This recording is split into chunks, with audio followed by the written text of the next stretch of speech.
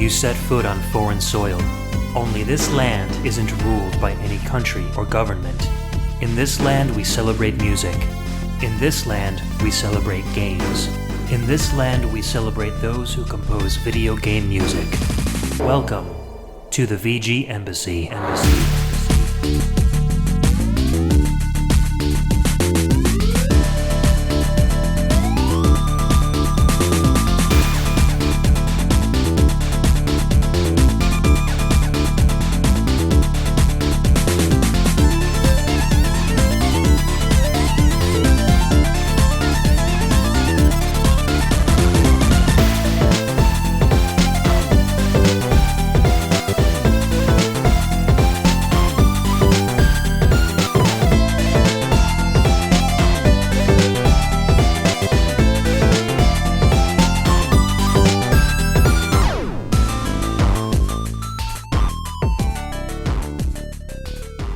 Welcome and thanks for tuning in to another episode of the VG Embassy. This is a show centered around video game music and the amazing online community of fans and podcasters that enjoy it. My name's Ed, and on each episode I'll take the role of Prime VGM Minister and invite a guest VG Ambassador onto the show to share with us their own video game music culture.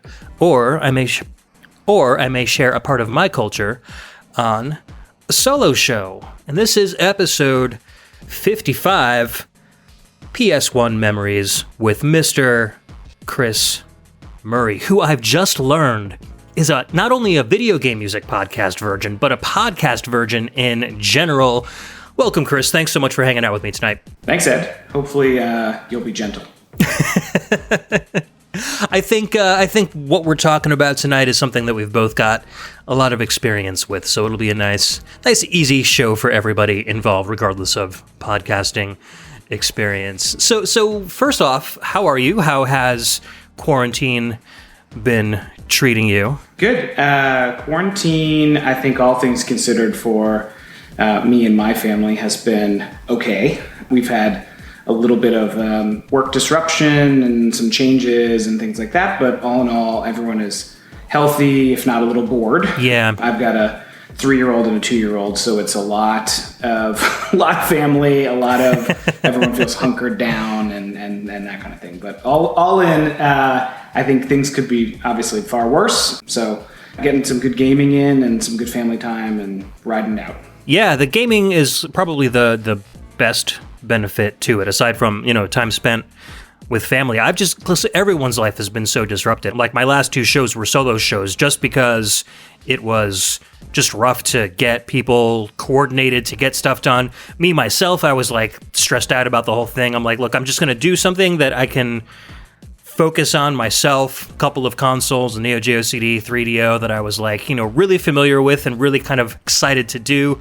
And we're actually kind of moving on to another 5th gen CD console today. So we're kind of continuing that tradition, although I'd say the PlayStation was quite a bit more successful than the 3DO, right? Yeah, for sure. Now, did you get one at launch? I did not. I was trying to remember precisely when I got it. I had a NES first, then I had a Genesis, then I met friends that had a Super Nintendo, which blew my mind. And so that was my immediate priority. And we were not a family that was in a position to get things at launch. So this was okay, now there's this thing coming. I need to help my mom around the house and get my allowance and do the stuff and trade okay, I won't rent games now. I'll get this thing later. So I feel like it probably took me a year to get it, which was kind of driving me nuts as I saw my friends playing with it. Yeah. But I had it relatively early on and had some of the early release games and those types of things. That's cool. And you just reminded me of a fun fact that the two of us actually grew up really close to each other, but now you live in the Metro DC area. So a lot of our childhood stuff will probably talk about stores or locations that we're both kind of familiar with, which is neat. So you originally got into this video game music scene you were friends with Mike Levy, is that right? Yeah, Mike and I met in 2002 when the girl I was seeing transferred to Southern Connecticut University, okay, which is where Mike was going at the time. And their hallway was sort of split, so it was girls on one side, guys on the other side. And so she met Mike's roommate, and then they started talking, and she was basically oh, you guys seem super nerdy. You'll love my boyfriend. And then I met them and I was like, oh yeah, we have like tons in common. We played games and played DDR and did all sorts of stuff for years and years. That's awesome. And then Mike and I sort of drifted apart, and I moved into Manhattan and got a different job and all sorts of other stuff, and then reconnected with him on Facebook, and then saw Pixel Tunes Radio, and I was like, oh wow, like I knew Mike was super into VGM, and I was sort of excited to see that he had sort of continued that passion and built something, and then I started listening to some of the shows, and I reconnected with Mike, and I was like, this is actually super interesting, and I basically have never looked back. And now I'm sort of a voracious VGM podcast consumer. That's awesome. I didn't know that you were not that much into game music as an individual medium until Pixel Tunes. I feel really good about that. That's cool. Yeah. And it's so cool that now, like, I don't know, 5 years later, it's finally coming full circle with your first appearance on a game music podcast. So pretty cool. Yeah. We talked about several different themes for today's show. We kind of settled on the PS1, I think, because we both have a lot of experience with it. I got mine, if not launch day, then super duper close to launch day. I remember getting it with a lot of the launch titles, Ridge Racer, Cyber Sled. I think the first Tekken came out around launch window, so those were some of my favorite games growing up. I had the 3DO and the Saturn before that. I was early adopters like of almost every console that came out post SNES. So I don't think I was as wowed by the PlayStation as a lot of other people were that came from the Super Nintendo or the Genesis, but because of that, I think I was also very much used to playing in three-dimensional environments, because I had even started that on the 3DO a couple years earlier. So among my circle of friends, like playing Tekken or playing Ridge Racer, I was always kind of like the better one, just because everyone was used to these 2D run and jump kind of platformer things and Star Fox, whereas like for PS1, I was already into that 5th generation mode at that point. But having been into video game music since then, it was really cool to have games where the music was on the CD. You know, you could take at least the earlier PlayStation games, you could take the games out, stick it in a CD player, and listen to the game soundtracks right there. Or I would dub them to tape if I, wanted to listen to it in my car or something before I had a CD player in there. So it made ripping video game music soundtracks a lot easier than having to hook my SNES up to my stereo and go to the sound test and hit record and wait for the whole music to play. So I really appreciated that, and I kind of built this collection of PS1 soundtracks pretty quickly. And so I think I'll be sharing some of that stuff on the show today. That said, Chris, do you think you want to get into our first track of the night? Yeah, absolutely. So the first track is called Los Angeles Quake Zone Rumble from Twisted Metal 2, released in 1996 for the PlayStation 1. Composed by Chuck E. Myers, Lance Lenhart, Tom Hopkins, all members of the Pinnacle Music Group. Cool, we'll be right back.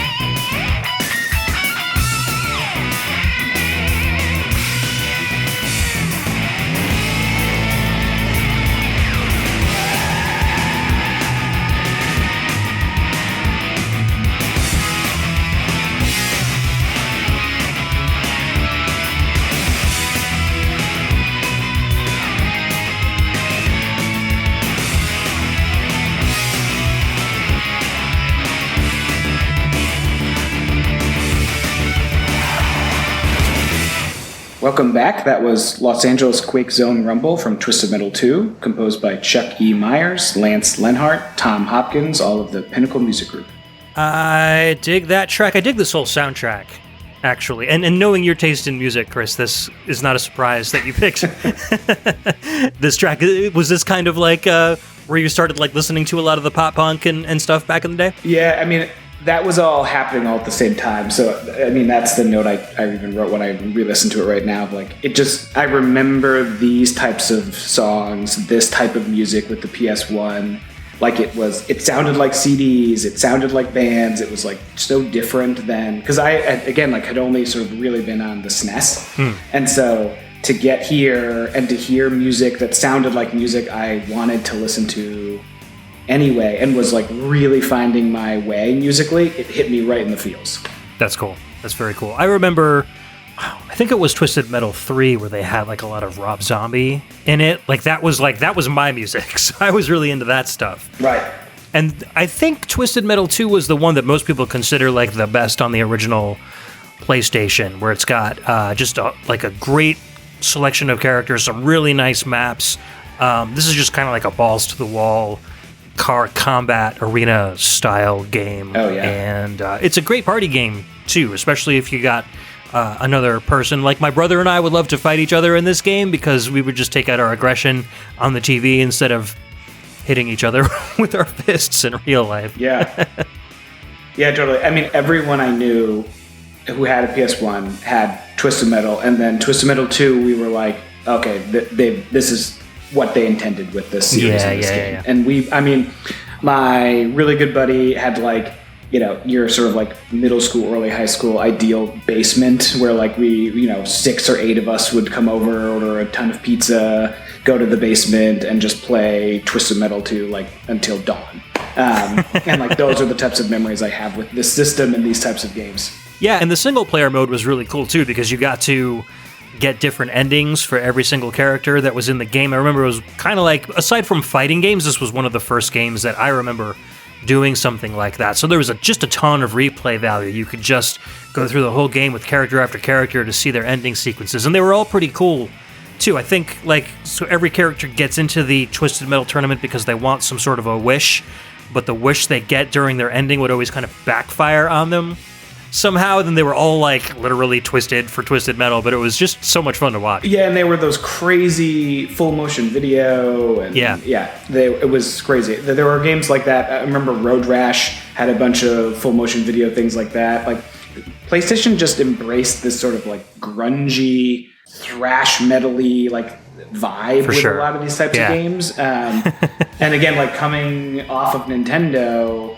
And I was raised in a pretty religious household, and my mom was still very religious. For me, this was like, whoa, this is amazing. Something you've never seen before, or probably couldn't do at home. Yeah. The rest of the soundtrack, too, is pretty good. I remember there being some, there was a lot of eclectic music in this one. There was some techno, there was some rock, there was some, really, atmospheric, almost cinematic kind of stuff. So this really kind of showed off what you could do with CD audio on the PlayStation as well. So I imagine people coming from the SNES were probably like, whoa, this is crazy. It's like watching MTV and playing a video game at the same time. Yeah, totally. And while I was picking my tracks, I think I shared with you when we were doing some prep, I actually picked another game that the Pinnacle Music Group also did. It's been interesting even to go back and start to pick some tracks and see where similar sounds and composers and music groups really started to take off. And again, that sort of connectivity with modern music at the time, and for me being able to just sort of say, it's those seminal moments that I think back and I'm like, video game music is just music, and this is one of those moments where you're just like, it's just music. There's nothing specific or anything that makes it game music, it's just music. Right, and it just happens to work extremely well with the game that you're playing at the same time. So, and that was my opinion as well, and now I'm going to actually show that off with a very good parallel to your track in my first track of the show. So we're going to listen to Match BGM 5. This is from Power Move Pro Wrestling, and this came out in 1996, composed by Jason Slater. We'll be right back.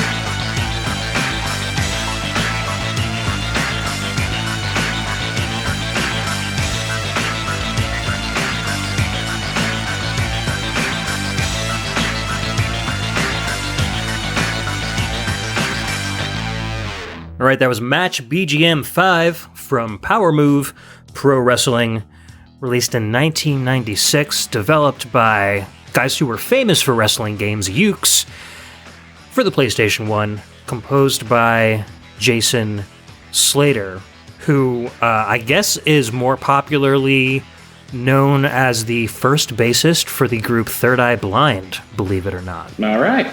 Well, definitely got a 90s vibe in there. Yeah, for sure. And then he also went on to produce and write music for Snake River Conspiracy, Revenge of the Triads, and the rap rock group Broham. All right. So quite a good pedigree in the 90s rap rock industry. Yeah. And I feel like this one's totally got that nailed down for it too. It's got that kind of 90s hip hop beat with a lot of those arpeggiated keyboards, some guitars over it. What'd you think? Oh yeah, I mean it's a jam. I mean, it took me right back. Like I could imagine taping it off WCCC and putting it on a playlist and walking around with my like Sony Walkman with enhanced bass. And I mean, it was great.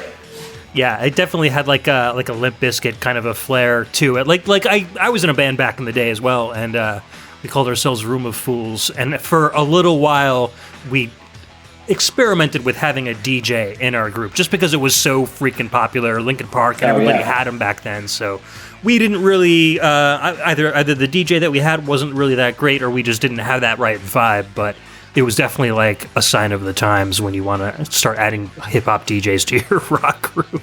Yeah, I feel like anyone that was doing rock in any way, shape, or form in the late 90s, early 2000s, I feel like most people had some like rapcore, hip hop vibe influence, at least a phase. Yeah, exactly. We were kind of there. We were also kind of new metal, so we were kind of trying to get influences from everywhere, and it was a trip. But this soundtrack was, so there were like 6 tracks that were CD audio that you could listen to if you put in your CD player, but then there were compressed streaming audio tracks, of which this was one of them, which played during the actual matches. The other ones would play like during the menus or during like the introductory sequence. And so I made myself a cassette of the stuff that was on the CD audio part, but like I couldn't figure out how to get the music from the compressed version. And this game is literally what started getting me into like trying to rip music from PlayStation games and Saturn games and make those soundtracks for other people, because I dug around the internet. I found a couple of really rudimentary like command line applications that you could like search through PlayStation file systems for these tracks and kind of like run them through these programs, and they would convert them to wave. And I was so proud of myself that I was able to get like this music. Yeah. Nowadays you can just pop it into like Fubar or Winamp or whatever you want and they'll play automatically, but back then it required like a lot of effort to get this music to some sort of a playable state. So this is one of the first games that I remember doing that with. And again, like just like Twisted Metal, my brother and I would play this game constantly. Ukes got popular for doing wrestling games because they make really playable, really fun wrestling games. And I was just playing this a little bit earlier today just to kind of refresh my memory on it. And I was like, wow, I could pick this up and play it, and immediately like figured out the controls, knew how to do everything. The only thing I couldn't figure out how to do was pin my opponent, so I lost. Yeah. But, it was just really easy to like grab and throw and swing guys into the ropes and stuff. Have you ever played this one? No. My experience with wrestling games was mostly N64, where they had like the licensed games from WWF, WCW, those types of things. Yeah. But this was like one of the first 3D wrestling games, is that right? Yeah, I think it actually was the first 3D wrestling game, and they really nailed it. And later on, Ukes went on to do, I think they did more on the PlayStation wrestling games side. They did like WWF SmackDown, Royal Rumble, WrestleMania X8 on the GameCube. Like, if you look at like the Ukes Wikipedia page, you'll see probably about 2 or 3 dozen wrestling games that they've put out. I think their last one was WWE 2K19 for Xbox One, PS4, and Windows, which I think was not very well received, but like to know that the team started off in 1995 doing wrestling and we're still doing it like 30 years later. That's an incredible pedigree right there. Oh yeah, that's amazing. Speaking of things that you probably had a phase with, if you were our age in the late 90s, early 2000s, pro wrestling, also one of those things. Yes. I had I think probably a 18-month, 2-year. I was in it. Yep. And it was more. I met a guy who was he was a class ahead of us, and he was super into it. And then if you just go with it, it's super fun. Right. And so we would watch it every week, and then we would play GoldenEye, and we would play the wrestling games on the N64 and all that kind of stuff.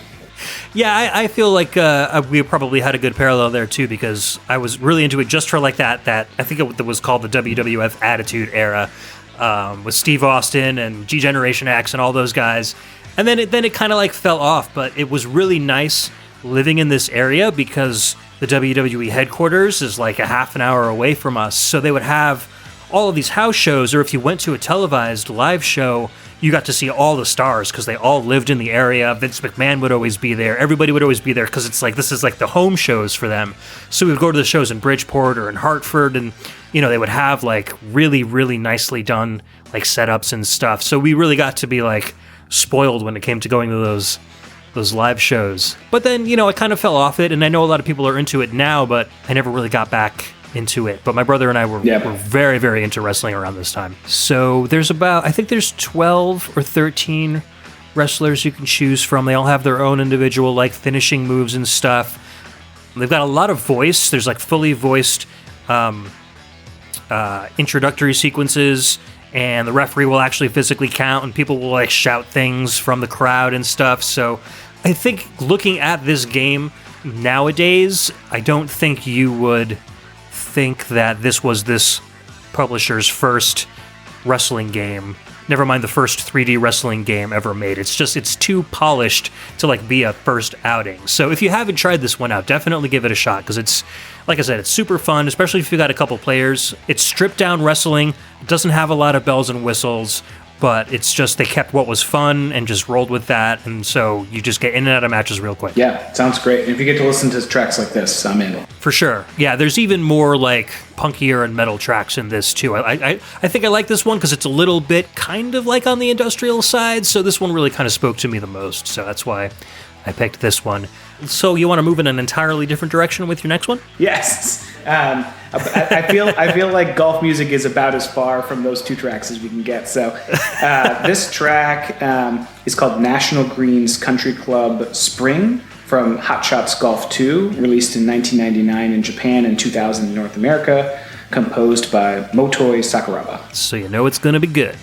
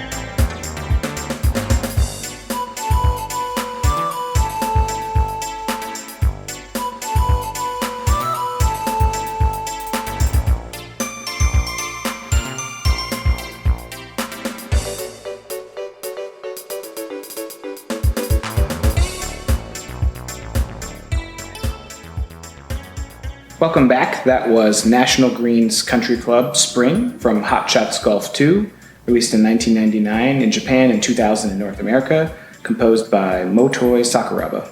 Well, Ed, we took a hard right turn, but what do you think? Yeah, you're right. This is totally different, and it's really good. I mean, Motoi Sakuraba, obviously very well known for tons of like older Genesis games from like Wolf Team and the Star Ocean series, and this is no exception to his incredible music. Like I was telling you, it sounds kind of like an RPG town, like a very lighthearted, like, we're starting off the whole little adventure here, and we've got a town full of cartoony people who are like kind of talking about how the evil might be very far off in the distance, but we haven't experienced it, so we're just going to play some golf. And I feel like if you made a golf RPG and Motoi Sakuraba created the soundtrack, like this would be it. Yeah, totally. And I think, if I recall, National Greens is like the first course. So it totally fits that vibe of you're starting on your adventure, you're headed outside. It's like just cartoony enough to be fun, but it's like lighthearted, it's upbeat, it keeps you going. It's not annoying to listen to when you have to do this course like 50 times because you really need to get all of the characters to get exactly what you need. You said you've played most of the Hot Shots series? Yeah, I played, I think the first 4 games. I know they made another game called Everybody's Golf. I guess this was originally called Everybody's Golf in Japan and then came over to the States as Hot Shots Golf. So then they released a 2017 title called Everybody's Golf for PS4, which I haven't played yet. But Hot Shots Golf 2 and Hot Shots Golf 4 on the PlayStation 3 were the 2 games that I spent the most time with. And they're very fun. They're like, actually, it's a really good parallel to Power Move Pro Wrestling because it's just kind of stripped down. Like, these are your basic things that make golf fun, and we're not going to get any further into the simulation aspect. We're going to give you some fun clothes you can put on your guys. We're going to make the courses easy to read, and we're just going to kind of make it like so you can step in and immediately start, getting under par on your courses. And it gets really challenging towards the end, but up until then, you have kind of an easy time learning the rules of the game and stuff. So did you spend a lot of time with this one? What you're describing totally resonates. That's what drew me in. I remember playing the first Hot Shots, and again, I liked that it was not overly a simulation of golf. I liked that it felt like a video game. Like, you had these like little, cartoony characters, but they weren't over the top. I didn't have to worry about like, okay, I got to hit it through this random thing to get this upgrade to like actually hit the ball like much further or some weird power up. It was just like, look, just golf. Just go golf, get better, upgrade your clubs, unlock new characters, and just go golf. And it'll be fun. And then the music was, I remember some other shows and other episodes of things where the golf music was the primary driver, and this feels right in the wheelhouse there.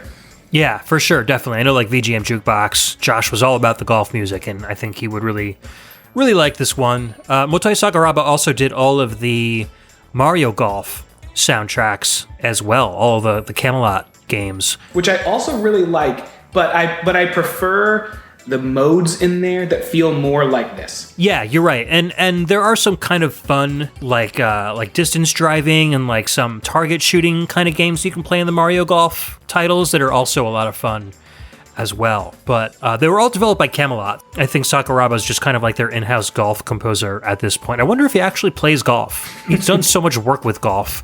I would wonder if he would just get out on the course and like... He's definitely tapped into what I think golf music should be like, so... Yeah, I could just imagine him kind of like settling up to the ball and like kind of humming one of his themes as he like duffs a ball into the sand trap. Yeah. Something do, like that. Do. Yeah, totally. That's fun. And then on the later games, you can play them online as well, which is really cool. So if you have a couple friends that like playing and you can't do a couch co-op, then you can play, and then you can also compare scores, and you can try to get the best score on you can like have a delayed tournament so that you don't all have to play at the same time, but you can compare scores to each other and get points for each pin. And so it made it really fun. It made it kind of an interactive way to play long before like they were doing that on like mobile golf games on your phone and stuff. Yeah. And I think Hot Shots Golf 2, like it had sort of like the PS1 had been out a little while and it was like clearly solidified. And I think you could play as Sweet Tooth from Twisted Metal was an unlockable character. And there were a couple other like Sony properties that you could unlock. But the game, like for me, it was just unlocking the regular people that were golfing, just like goofy cartoon characters. Yep. And, I will admit, golf games can be rage quit inducing when you've got that like 35-foot putt to like just get the score you need. Yeah. But for the most part, it's calming and it's nice to like learn the courses and understand the wind and the break and all that kind of stuff. So. Yep, I remember. Yeah, Hot Shots Golf 4. I did not get all the way to the end because there was this one old dude who would just like destroy me. He would only destroy me on like the last 2 holes where I would like just not be good at those holes and come in like 2 or 3 over par, and he'd be like getting eagles and hole-in-ones, and I'm like, screw you. And then he would have this little dance where he'd laugh at you every time he won, and I was like, I was taking it too personally. I'm like, I'm gonna... Yeah. Oh, the golf taunt. Yeah, I'm gonna crack this controller over my knee instead of a golf club. I was getting that pissed off. Anyways, ready to move on to our next track? Yeah, absolutely. All right, so this is... Again, going in a totally different direction. This is Keia's theme from Evil Zone. This came out in 1999, composed by the T's music team, namely Yusutaka Hatade, Satoshi Miyashita, Michihiro Nomura, and Masayoshi Ishii.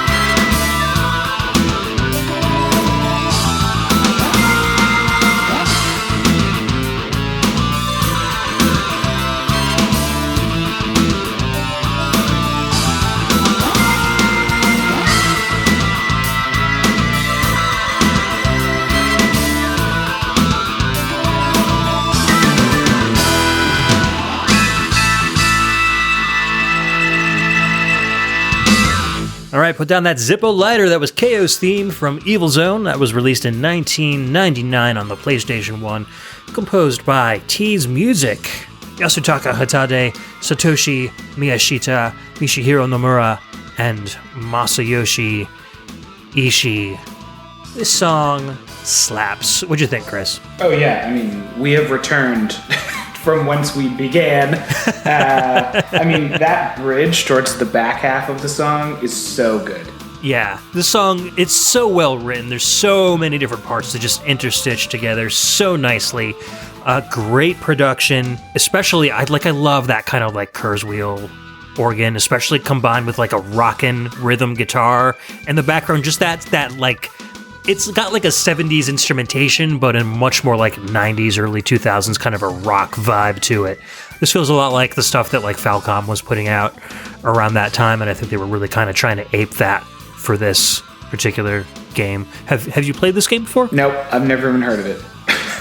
So I think I rented it at one point just because it was like one of those times where everything else on the shelf that was available I had either already rented or wasn't interested in. And I ended up getting a really cool, like anime-inspired Dragon Ball Z style fighting game. So it's 3D. The controls are really simple. You can, up close to each other, do lots of like melee attacks, like kind of Street Fighter style. But then when you back off from each other, you can throw lots of projectiles, just continuous projectiles, and dodge and sideswipe. And so you're kind of like a combination of trying to hit guys with fireballs from the distance, but then also trying to close in on your opponent so that you can do the melee attacks that do more damage. And then it's wrapped around this kind of complicated anime storyline with these fully cartoon cutscenes if you're playing single player mode. Some really interesting characters. It's kind of like a fantasy meets sci-fi kind of vibe to it. It was cool. It was really well produced. It was a really good game for something that I had like never heard before, and I'm glad that I checked it out when I did. The soundtrack blew me away, so I'd like scrambled to kind of record it to cassette before I returned the rental. And so I've been listening to this one since like probably 1999 when I originally rented it. Yeah, that makes sense. When we were picking tracks, and I purposely didn't listen to your tracks before so I could sort of go in cold and sort of have a natural reaction. What I thought was also interesting is I've never played any of the games that you picked, and I'd barely heard of them. And I'm like, it's such a testament to like the sheer vastness of the PS1 library. Oh, yeah. There's so many games. There's so many great games, like what you're describing, like this weird 3D anime fighter, and then there's golf and Twisted Metal and Tony Hawk's Pro Skater. I mean, it was a really, I think, amazing system that I think really set the tone for future generations. Yeah, for sure. It's just one of those systems that became so successful that it gave game developers the freedom to create the games that they really wanted to, because they knew it would reach a wide audience regardless. So, you didn't really get that with the systems like the 3DO, for instance, where the games were they were the newer like 3D style games, but they didn't really go too far into like crazy Dragon Ball Z style stuff like this. If there was a fighting game, it would like either emulate Street Fighter 2 or would emulate Mortal Kombat. Like they needed it to be in that kind of wheelhouse to get people interested. So I really like the fact that with these more successful consoles, you get a lot more variety.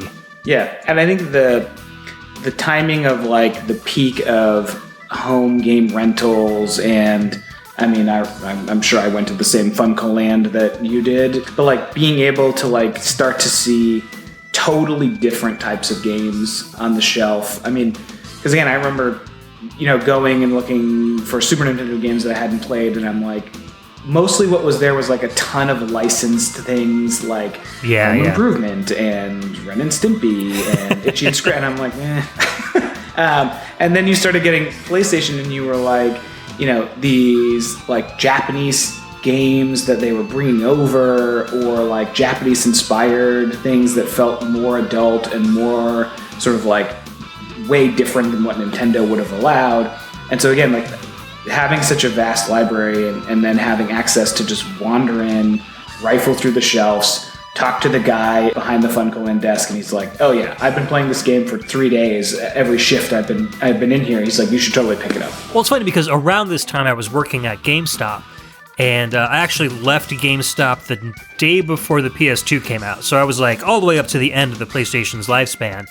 And I know, like recently, as in like 2 or 3 years ago, GameStop got in trouble for selling new games, even though they were like opened up. And they were doing that even back when I was working there. But what they would let us do when new games came in is they would let us open up the guts, so you could put the case on the shelf so that people could see you had it in stock. but then they let us take the games home to try. So I would constantly be taking PlayStation games home, playing them, checking them out, and then especially if I was doing like a clopen, if I would close one night and then open the next morning, because I was working at the Trumbull Mall. So I would work, close and then open. So I would just take a bunch of games home, play all night, and then bring them all back in the next morning. Nobody was the wiser. And so and it helped because even though, GameStop let us do that, it's usually just one game at a time. But, the more games I played, the more familiarity I had. So when people came in looking for games, I would be that guy behind the counter you were just describing. I've been playing this game all night.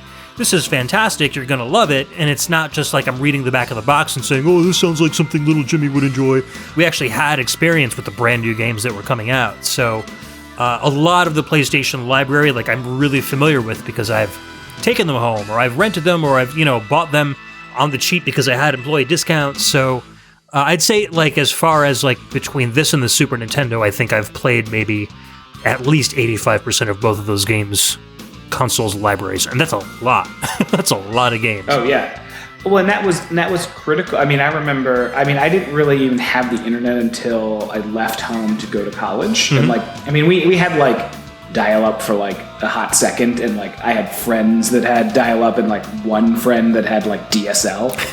But you couldn't like go on and watch unboxing and reviews and all these things. So I had to rely on like the video game rental guy and the Funko Land people. Right. And especially if I was going to Funko Land and I'm like, okay, I'm going to buy this. Like, this is like, this is like my game of the month. So I got to rely on those. And it always felt better when I knew they had played it, as opposed to they were just directing me to something because it looked like it was something I wanted. Or they were told that they needed to sell it because they had too many in stock or something. And game magazines would do that too. Like I was talking about back on episode 50 with Utopia and Emo. There were advertisements in those magazines that were disguised as genuine articles. Like, you never knew when they were trying to push something on you that they were getting paid for at that point.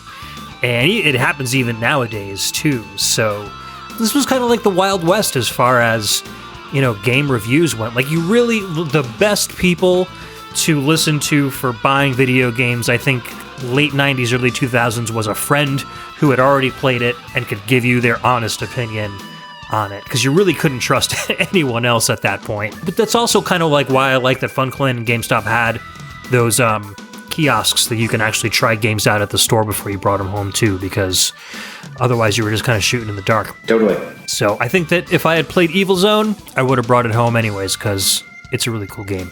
Another one for you to try out. Yeah, great. Cool. All right, man.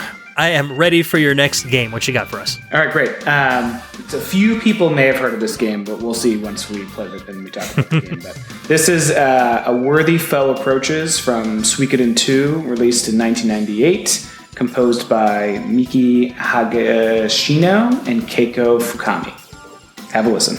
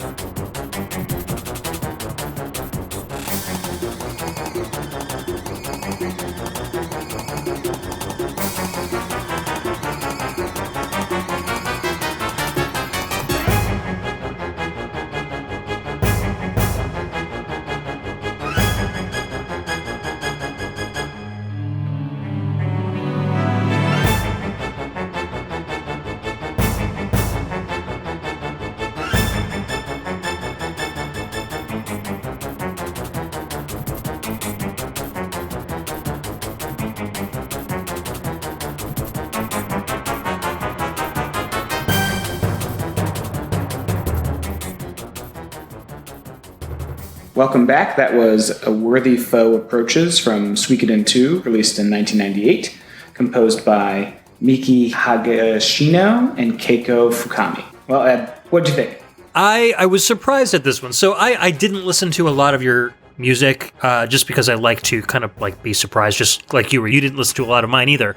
But, I have to listen to at least the first couple seconds when I put the soundtrack together for the show just to make sure I've got the right music and everything. So I heard the very kind of bombastic symphonic stuff at the beginning of this track, and I was really surprised when it had kind of like almost like, it's not really a hip-hop beat, but it's almost kind of like a dance beat that comes in like one half the way through the song and makes everything feel really, really different. So that was really cool. It's got like a Zelda sound font thing in that like one like do piece. Oh, yeah, I really love. I love this game. I mean, we were just talking about sort of not having the internet and research and those sorts of things. And I mean, this game came out when my like love of RPGs was peaking. I had like basically played every possible RPG on the Super Nintendo and was like obsessed with Final Fantasy 3 and Chrono Trigger and all those. And Final Fantasy 7 was a huge driver for me to get the system. And then, my buddy who was like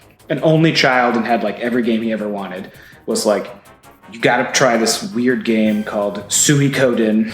It's from Japan. It's amazing. I'm like, okay, I don't know how to pronounce this game. I don't know what it is, but it's like one of the most perfect RPGs. I just have such fond memories of like trying to figure this game out, talking with all of my friends at like lunch and on the bus and all sorts of stuff. But anyway, I don't feel like this is like right in your wheelhouse, but did you ever play this one? No, I haven't, but one of the coworkers who's a huge RPG geek that I worked with at GameStop right around the PlayStation era was really into this game. I remember it because, at least specifically Suikoden, because he would talk about playing RPGs like he was part of the party. Like he would say, we went to this town. Like he would put himself in the game. And I just thought that was the nerdiest, weirdest thing ever. So he would talk about Suikoden, and from what I remember about him saying is there are like tons and tons of characters. 108. Yeah, so he would like talk about like every individual character and like give them personalities, and like he was really, really into this. He was so into this game that it made me kind of not want to play it because I didn't want to end up like him. So maybe it was just bad advertising at the time, Yeah, so a huge draw of the game is this recruitment notion, and so there's like this aspect of playing through it where you meet all these NPCs and you meet all these people in towns, and every interaction there's like could this person be a recruit? Because it's 108 characters, and some of them you can be active in the party, some of them join and play like a role in like your community, and like a support role. Yeah. And so again, like I have such like vivid memories of like going to school and being like, okay, here are the 5 I found last night, and then someone else being like, oh, but did you like talk to this guy and then like knock on the tree and then like leave the town and then come back and knock on the tree a second time and find like the squirrel cat guy? And I'm like, no. And then you find out that like you can't go back, and I'm like, oh, well, now I gotta play it again. God, it has such replay value for the sheer fact that like you didn't know whether you missed something until you found someone in real life that was like, oh, but did you find this guy? That's crazy. You need like a Pokedex of Suikoden characters. Yeah, exactly. That's funny. So, I mean, do the characters, like, could you lose them after you get them? Like, could they die? And just is it like permadeath, or do they stay with you for the whole game? They stay with you, if I recall. Someone's going to, like, destroy me and call you out on nerd it. card if I get this wrong. So they basically have, like, it's not like double and triple text the same way like Chrono Trigger did, but they do have, like, if you build the party in a certain way, they do attacks and moves and things that combine their special abilities and things like that. So it was cool. important to be thoughtful around how your party got built. And so that was a huge aspect of it, which again, like if you didn't unlock the right people, you couldn't unlock some of the best moves, or, you know, your castle and your city and your whatever, like didn't have the same items in the shops and all that kind of stuff. So it was always like everyone I knew that was into RPGs had played it, but basically everyone's experience was slightly different, and no one was using the same party. You could have 6 people in the party, which was also awesome at that time because you had 2 rows and you had to think about like, okay, who's going to be in the back, who's going to be in the front, and if they combine, what's it going to do? So again, they're just such nuance and interesting aspects to the game that was so different from any other RPG I played. That's cool, and I still don't really know of many games nowadays that even do something that enhanced. So are they still making Suikoden games now, or? I don't think so. I think they stopped at 5, if I recall. I know that there's been a lot of fans calling for Suikoden 6. I own 3, 4, and 5, but I have not played them, and actually started last year another playthrough of this one because it was like $1 or $2 in the PlayStation shop, and I had just set my PS3 back up, so I was like, I can play this on my PS3 and HD and all sorts of stuff. So totally I've got to get back to it, but I've heard good things about 3, less good things about 4 and 5. But Suikoden 2, I think, is universally accepted as the best of the Suikodens. Cool. I also think there's a Suikoden Tactics game, but I don't know much about that one either. Yeah, I was kind of looking up the game covers on Google here, and I see Suikoden Tactics just kind of off in a corner by itself. Yeah. Not a lot of fanfare around that one, but yeah. Soundtrack-wise, so this feels like it's definitely some sort of an intense, kind of like a battle, and I'm assuming by the title that does this play during like a intense boss battle or something? Yeah, I think this, if I recall, this plays like mini bosses kind of things. Okay. Because there's like a separate boss music. There's a ton of music on these games. And this one, when I was going through a bunch of the tracks, I was like, oh man, I totally remember this track. Because it's like, it's got that like intense boss battle vibe. It's got, the sort of like peaks and valleys, but it never really slows down. And so again, it's like, it grips you right from the moment, and it just sort of keeps going for the 2 or 3 minutes that it runs. It's like the battle music from Chrono Trigger. It just kind of ingrains itself into your head, and you just hear it every time.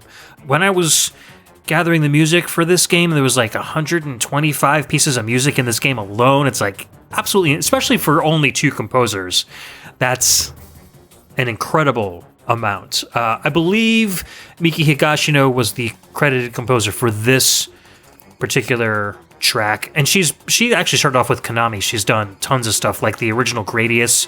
She composed the soundtrack to Gradius 3. She was a composer on the Ninja Turtles game that came out on the NES, the original one, Contra 3, The Alien Wars, Double Dribble, Vandal Hearts. So she's done a whole bunch of stuff, as well as Suikoden 2, and then the Genso Suiko Gaiden games, which I think were like remakes of the original 2 or something like that. I think there were PS2 remakes or something like that. And then there was another Genso Suikoden Card Stories that she composed music for as well, but that seems like it's probably a Japan-only game. I feel like they really missed a layup there if they have 100-something tracks and they don't have 108 tracks. Ooh, that would be perfect. Yeah, you can have 1 track per dude, or lady, as it were. Mm-hmm. Yeah. All right, man, ready for the next track? It's a good thing we don't have 108 tracks on this podcast. We'd be here all night. We're going to listen to Act 3, A Dangerous Man, from Vanark, otherwise known as Astro Trooper Vanark in Japan. This was another late release, came out in 1999, composed by Yoshihiro Kunimoto.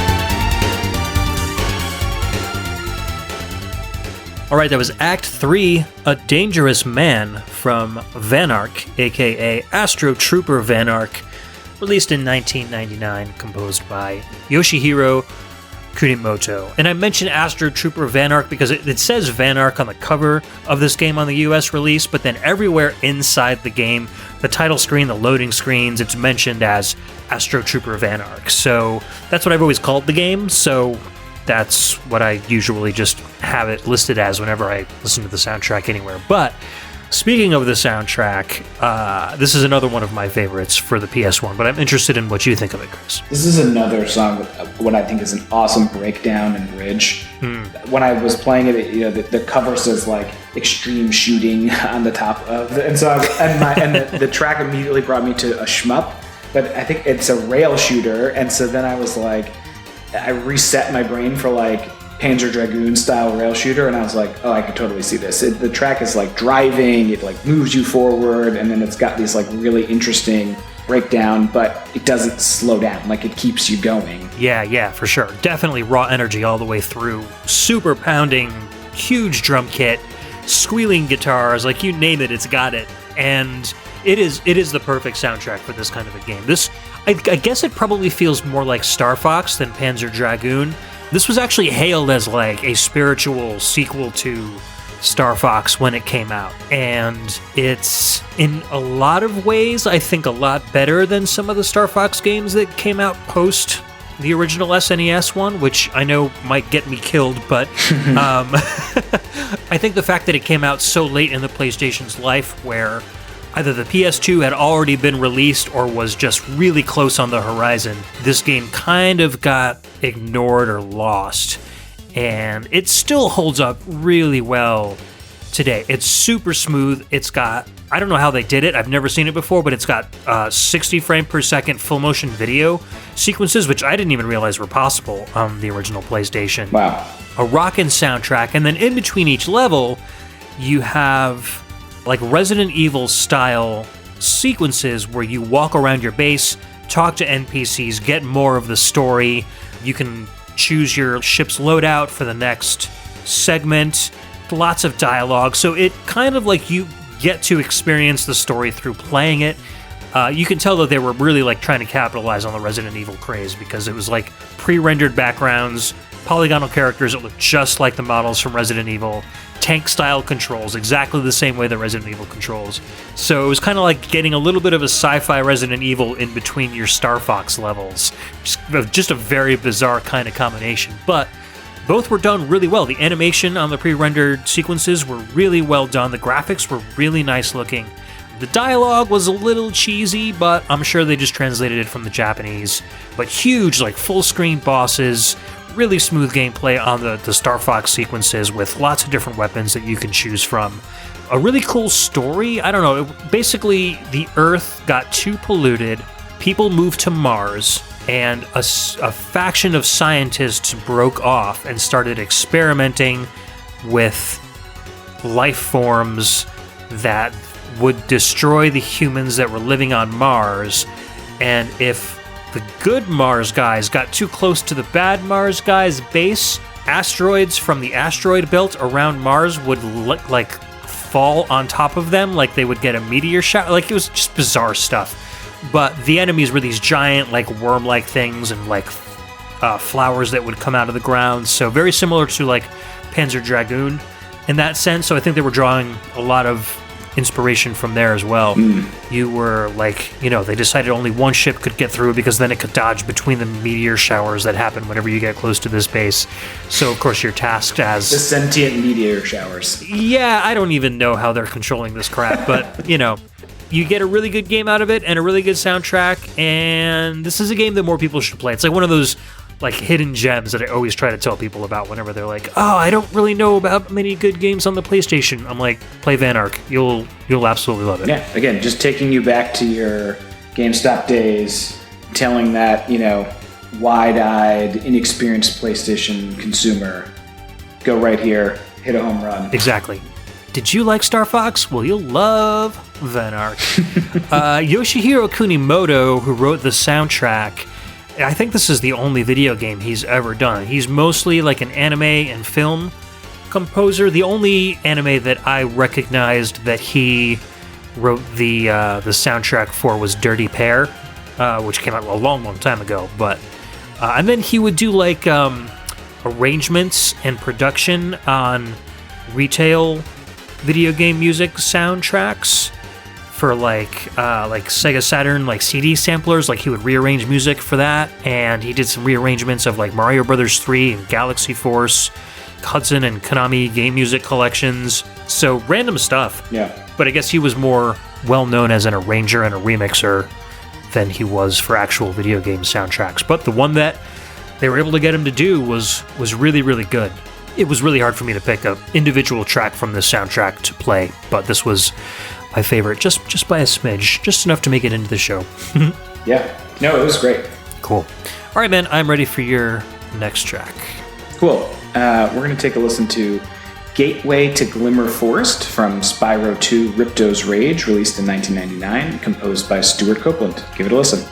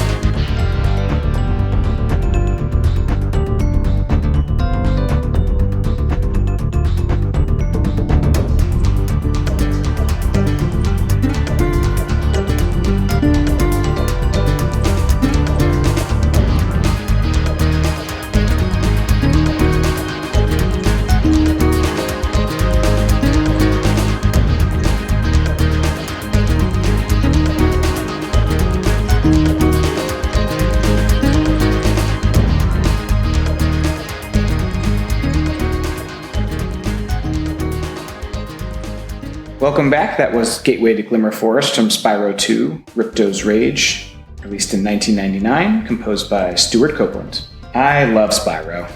Ed, what did you think of that one? I was surprised, honestly. I mean, I'm kind of peripherally aware of the Spyro soundtracks. I never really played the game. I was more into the stuff like Van Ark than I was into like cartoony platformers at that point. But This particular track kind of surprised me because I didn't really expect a lot of the kind of like lower grungy guitar work and stuff going on in it. I think of Spyro soundtracks and I think more like Banjo-Kazooie, like very lighthearted and cartoony and like that kind of stuff. So this was actually really cool. I think this is the first level of Spyro 2, because I think Spyro 2 is actually called Glimmer Forest in Europe and Australia. Okay. This is like quintessential Spyro music to me. I know what you're saying about like the cartoony platforming Banjo-Kazooie stuff, but like that's never been my experience with Spyro. The music's always been interesting and totally fitting the environment, because all the environments are so different.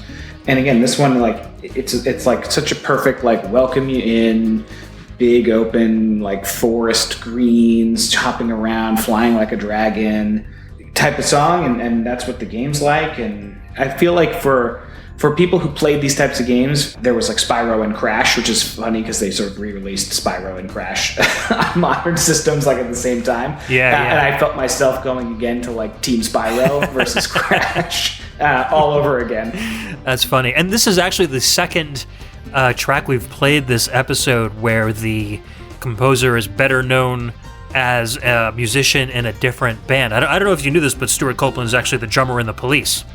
That as soon as I read it here, I was like, that name sounds super familiar. Yeah. But I did not know that when I picked the track. Yeah, he's actually, he was born in your neck of the woods too. He's from Alexandria, Virginia, so pretty neat. Yeah, 5 minutes away. Yeah, exactly. He's done a lot of stuff. I mean, obviously just beyond his work with The Police, but he's also written music for stage and ballets and operas. He composed most of the music that The Police became famous for.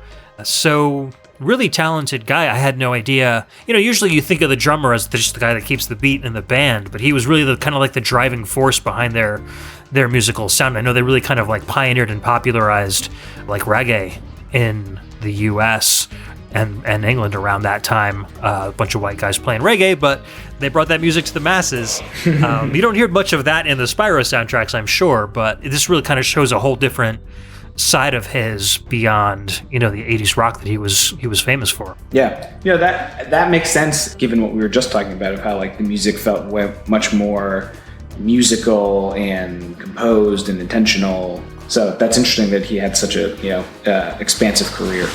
Was this the first Spyro game you played, or did you start off with the original one and got really excited for this one when it came out? Yeah, more of that. I definitely played the first one. I was excited about this one. This is like your classic second game in a series where they sort of build on what they started. You get a bunch of new abilities, it's new zones, it's a slightly different story, but it's mostly Spyro, for whatever reason, is the only dragon left and has to save everyone, which is totally fine by me. Yeah, and I remember like friends and parents like who didn't game played Spyro. Like it just sort of clicked for folks. I just think it's a really well-made game. It's really well put together. It's easy to pick up. The platforming is not too complicated, but it can get interesting enough for people who actually want to game. Yeah. So I think it's a really well-made series. Cool. I think I was probably just born a little too early for it. 1999, I was 21 when this came out, so yeah, I don't think playing with purple dragons on my video games was what I wanted to be doing at that point. Yeah, exactly. And the first one had come out like when I was early high school. Yeah, so that makes a little bit more sense. All right, well, let's move on to our next track of the show. We are going to listen to Race Music 5. This is from a game called Circuit Breakers. This came out in 1998, composed by Gerard Gorley.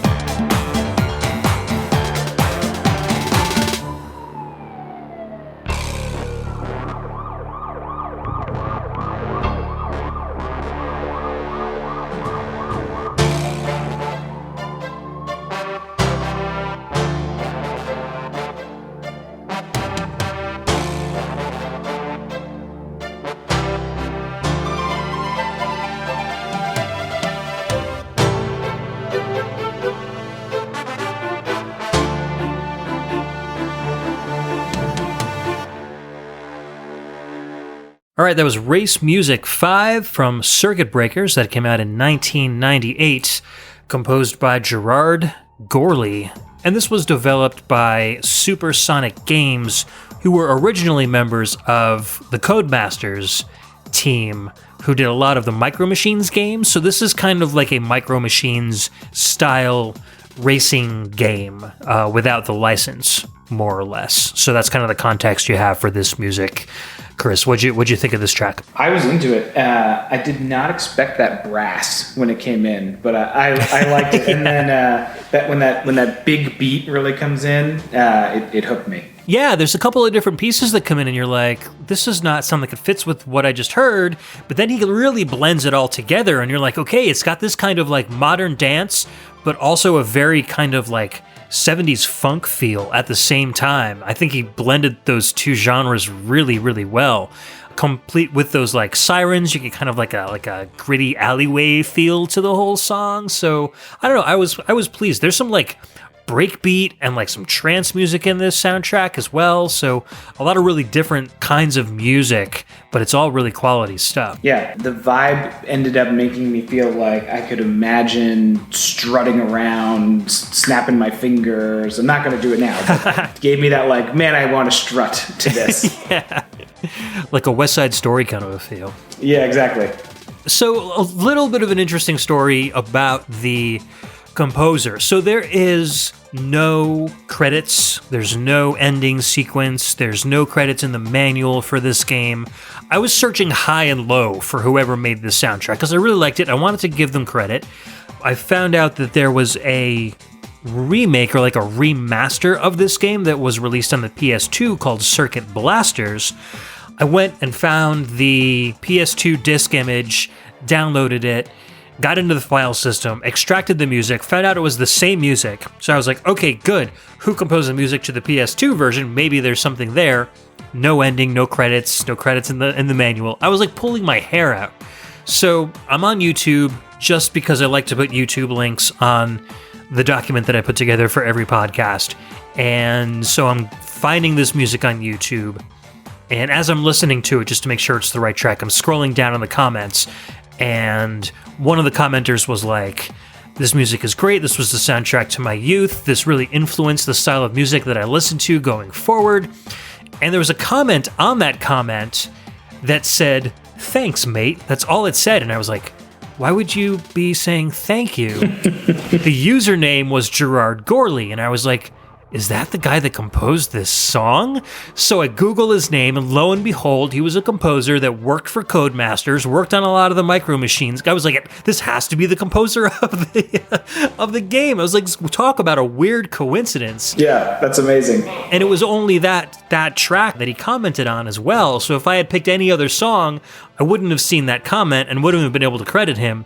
So really, really interesting kind of sequence of events there. Yeah, a rare positive outcome from the comment section. Yeah, absolutely, which rarely ever happens. But yes. He started off way back in the C64 days, Kickbox Vigilante, a whole bunch of Wrestling Superstars games for the ZX Spectrum, the Amstrad CPC and the C64, a couple of DOS games. He did Micro Machines 2 Turbo Tournament for the Genesis, All-Star Tennis 99 on PS1.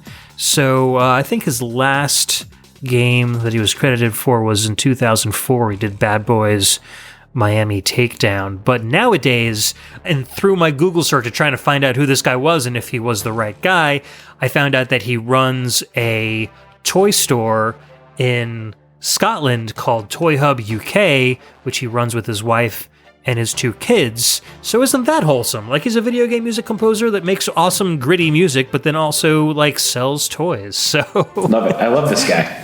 Yeah, it's really, really cool. The intro on the website says, "Welcome to Toy Hub. We're a real family business. It is owned and run by husband and wife team Gerard and Helen Gorley, together with kids Jake and Zoe, helping select just the right toys." I'm like, oh man, this is incredible. So that's awesome. You said this was the team behind Micro Machines. Did they make the NES and the Super Nintendo Micro Machines? Yes. And then I believe once they got to the PlayStation era, it was a different team. So this team broke off and did the Circuit Breakers series, and then a different team went on to do like the PlayStation and PlayStation 2 versions of the Micro Machines game. So it plays very similarly to Micro Machines, but it's obviously it's 3D because it's on the PlayStation, and you are kind of seated behind and above your car. They're still all very little, and you're kind of racing around on larger kind of landscapes, like you're the size of like a Matchbox car or something. But there's, the power-ups, very jumpy kind of tracks. You can be a boat or a car, and I think you can also do air stuff as well, if I recall. But lots of different scenarios that you can drive in. There's like Egypt and a swamp and a backyard and all this stuff. So it's basically like Micro Machines without the license, but really playable, a lot of fun. Super fun when you're playing with two people, because just like the Micro Machines game was with two people, if you get left off the back of the screen, then you get a point, and so it's kind of like a tug of war to see who can get 5 points on their side of the screen first. So cool. Really, really cool stuff, and good soundtrack to go along with it. So this is another PS1 game that you should look out for if you haven't heard of it before. Yeah, definitely. I played a lot of Micro Machines on the NES, so I'll definitely give this one a look. Yeah, I dated a girl for a while, and Micro Machines V3 on the PlayStation, that was like our game. We would stay up all night, like racing each other in Micro Machines, and had the best time. So when I found Circuit Breakers, I was like, oh yeah, this is almost the same. So it brought back a lot of those memories too. Great. Cool. All right, man, what you got next for us? All right, next is my last pick of the evening. That's right. This is Ken Stage from Super Puzzle Fighter 2 Turbo, released in 1996, composed by Tatsuro Suzuki. Oh, this is another game I played with that same girlfriend. Weird. Let's hit it.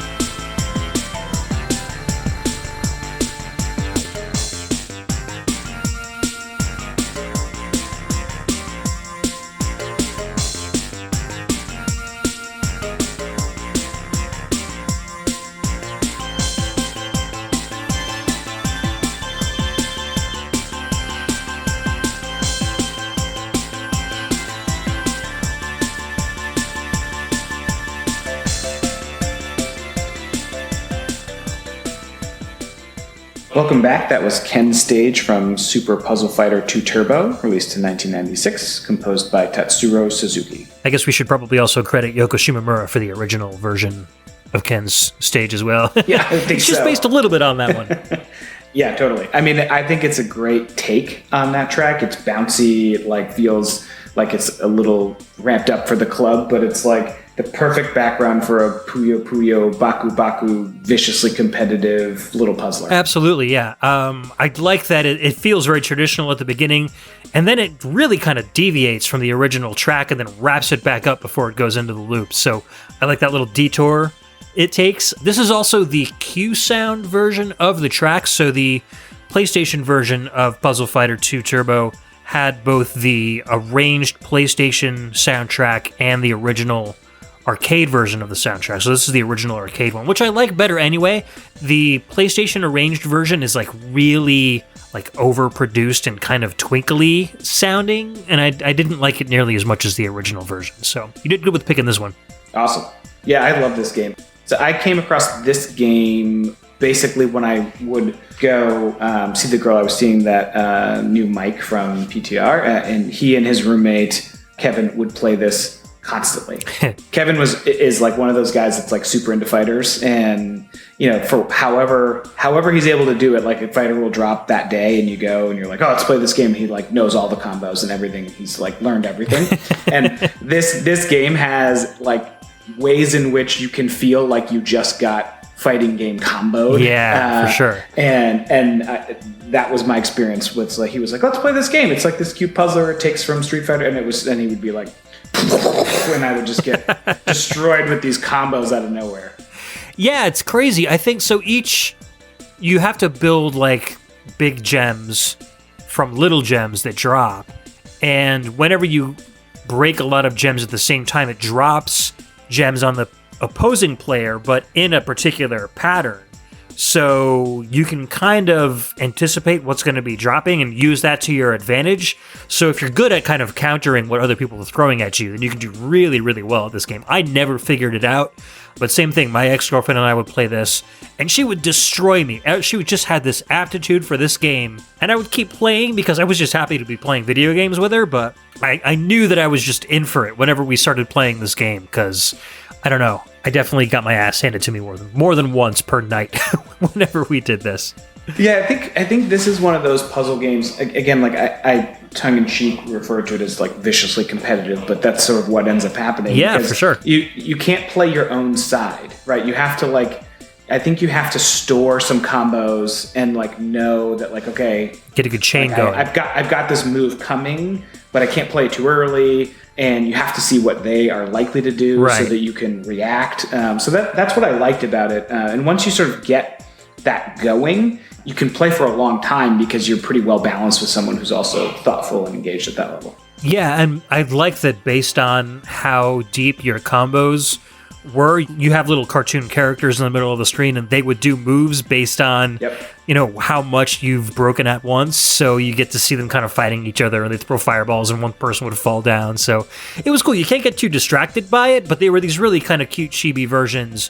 I think they made a Pocket Fighters Capcom game that used the same sprites where you could actually control them to fight, but in this one they were just kind of sitting there doing their moves in the middle. So this was a cool little side kind of franchise that Capcom had with these kind of SD chibi fighters, and it was just really well produced. Yeah, it was because I was not that into fighters, so it was actually my first experience with some of the Darkstalkers and Night Warrior type characters, and even some of the like Dan from Street Fighter Alpha is an unlockable character, which, if I remember correctly, basically it's like a pink-keyed Ryu and Ken. Yep. But Morrigan and Felicia and some of those characters, I grew up with Street Fighter 2 Turbo, and I was like, man, this is like a totally different ecosystem and all sorts of different stuff happening. But that part of the game, seeing them do their moves and interact with the other chibi character, was such a great add. Yeah, they did a really good job with this one. I think they tried to do a mobile version of this game at one point, but it was like microtransactions out the wazoo, and like they just kind of ruined it. So it was popular for like 2 weeks, and then I think they like discontinued it or something because it was just not what was supposed to be. So it's unfortunate that they had to ruin it, but I still pull this one out every once in a while and play it because it's a lot of fun. Yeah, totally. Cool. All right, we are on to our last track of the show, saving one of my favorites for last. This is Battle 5 from Destrega. This was released in 1998, composed by Kenji Nakajo, Kaori Nakabai, Michihiko Shiichi, Masayoshi Sasaki, and the sound director was Keiji Yamagishi, Ninja Gaiden fame. Be right back.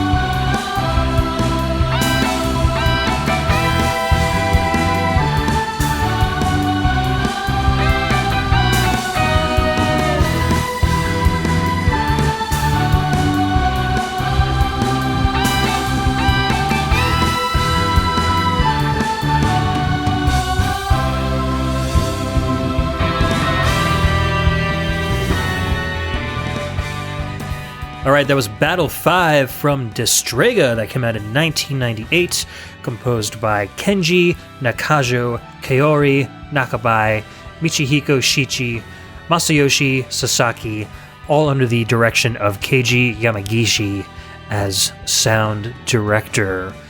I really like this game. I really like this soundtrack. A lot of these composers went on to work on the Dynasty Warriors and Samurai Warriors series, because this was made by Koei's Omega Force, who were the team that went on to do all of the Dynasty Warriors games. So kind of a special place in my heart, because I'm a huge fan of that series. It was really cool to see these composers do that stuff. What'd you think of this one? Yeah, this track's great. It might be my favorite of the night. That the melodies and the chord progression and the harmonic guitars totally took me back to that late 90s, early 2000s metal, and when I was starting to get into the pop punk, post-hardcore vibes, this sort of genre blending. It was great. Yeah, and it works really, really well for this kind of game too, because kind of similar to Evil Zone, this one is primarily distance projectile fighting. So it's more of a top-down view kind of a game where you and your opponent are running around this huge area, just basically shooting different types of fireballs at each other. There's no real in-close melee combat like there is in Evil Zone, so you are really just trying to outmaneuver and dodge projectiles and try to hit your opponent.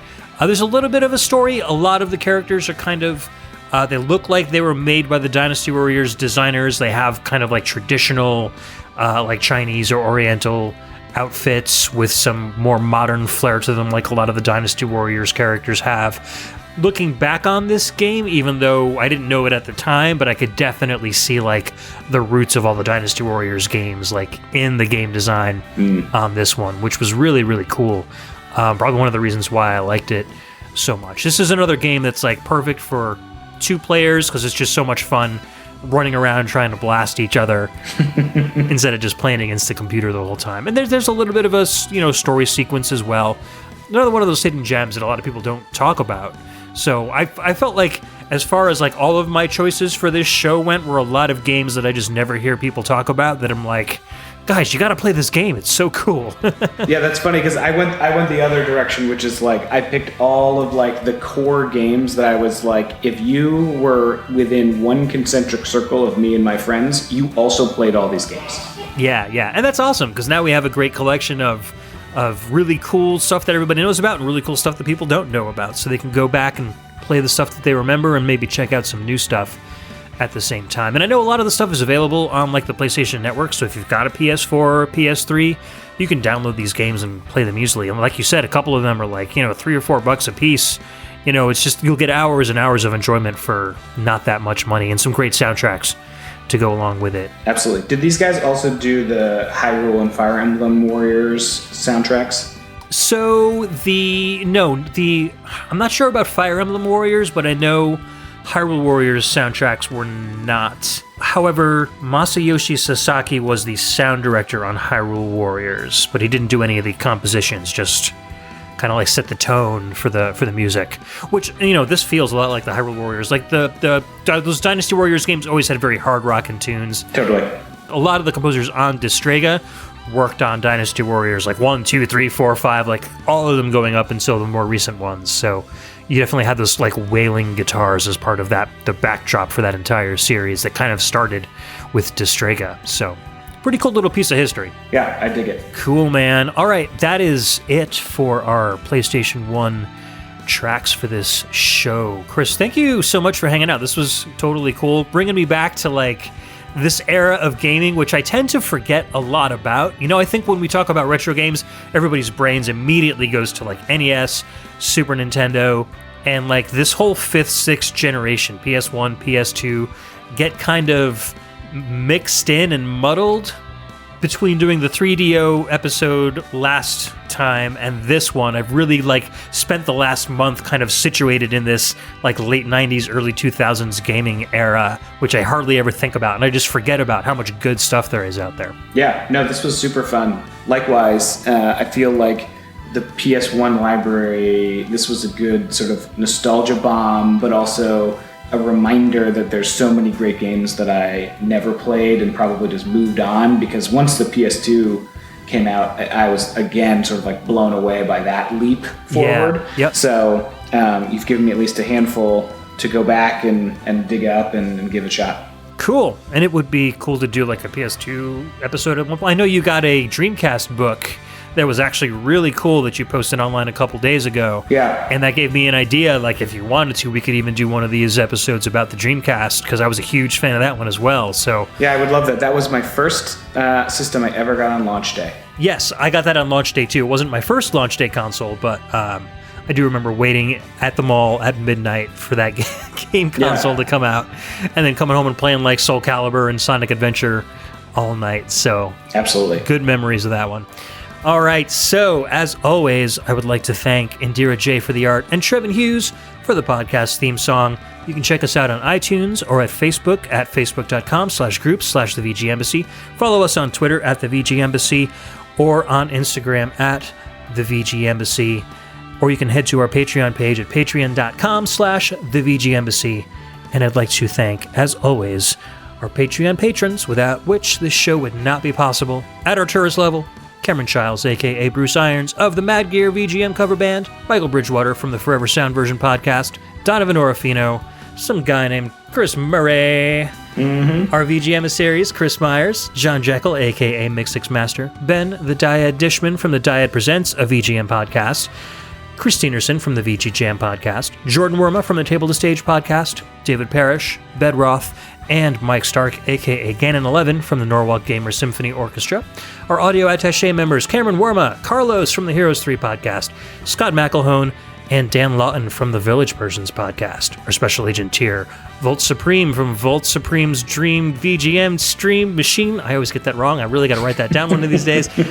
Muddle Madness, and Ryan Steele. And of course, our VG ambassador, the patron saint of VGM podcasts, Alex, the Messenger from the Messenger Presents, a VGM Journey podcast. Once again, Chris, thank you so much for hanging out with me. I can't wait to record another show with you in the future. Yeah, likewise. Thanks, Ed. Awesome. All right, guys, we'll see you in 2 weeks with another cool episode of the VG Embassy. Bye!